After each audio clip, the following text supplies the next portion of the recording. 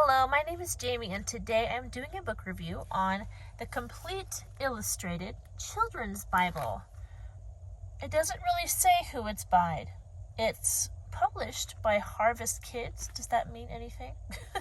Consultant editor Martin Manser. There you go.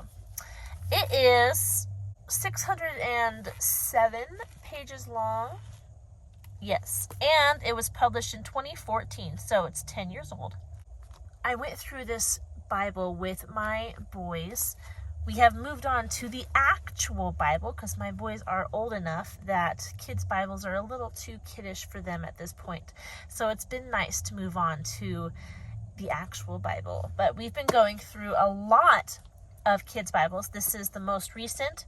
I do appreciate this one a little more than the others. If you're familiar with children's Bibles, you'll probably notice that they tend to dumb down some stories of the Bible, which is understandable. There's some things, especially of the sexual nature, that you don't want to be talking to your 3-year-old about. But this Bible, I think, is more comprehensive. It contains more stories that I feel like other children's Bibles leave out. I like that you can tell your kids more of the stories of the Bible in one book. It just paints a more complete picture of what the Bible is telling you. So let me show you a few of them. I write in my book, so just know that as I show you. Here are the illustrations. Very nice illustrations. This is from Exodus. What else is in here? The building of the temple with King Solomon. We have from Jeremiah. This is when the people of Judah were finally taken into exile because they were not listening to God's warnings. And then we have, what is this? The writing on the wall from Daniel. So like some Bibles will just have Daniel in the lion's den. Well, this contains another story from the book of Daniel, the writing on the wall. Then of course, these I believe are some of the Proverbs of Solomon. And that's another thing. A lot of children's Bibles, Bible storybooks, will skip over books such as Psalms and Proverbs. This book does not. It actually has a few pages that goes over some of the more memorable or famous Psalms, and it talks about just in general the teachings in Proverbs. And I appreciate that because it's hard to tell a story from those books, but this Bible storybook does a good job of saying, hey, so-and-so wrote this book, and this is the general what it's about.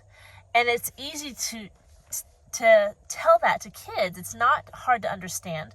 There's also stories from the prophets.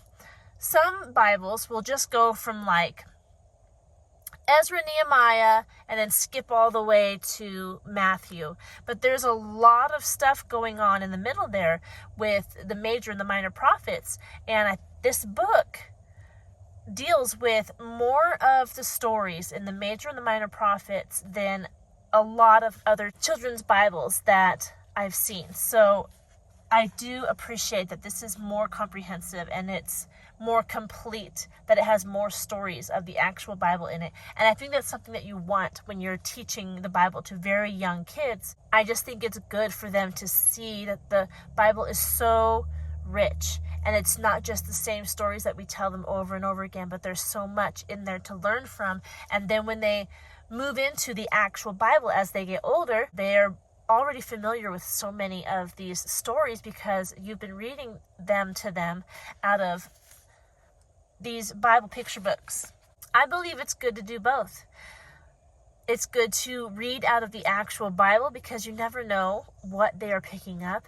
But I also believe that it's good to have these Bible story books with the pictures because children are so visual. Humans are so visual. You know how much I like illustrations in my books, but children specifically are so visual, and if you can tell them a story and teach them a lesson from the Bible and have pictures to go along with it, it helps them to pick it up and learn it that much easier, and for it to stick into their mind when they're very little. So I highly recommend Bible storybooks. I would recommend, though, that you pick ones that are more biblical.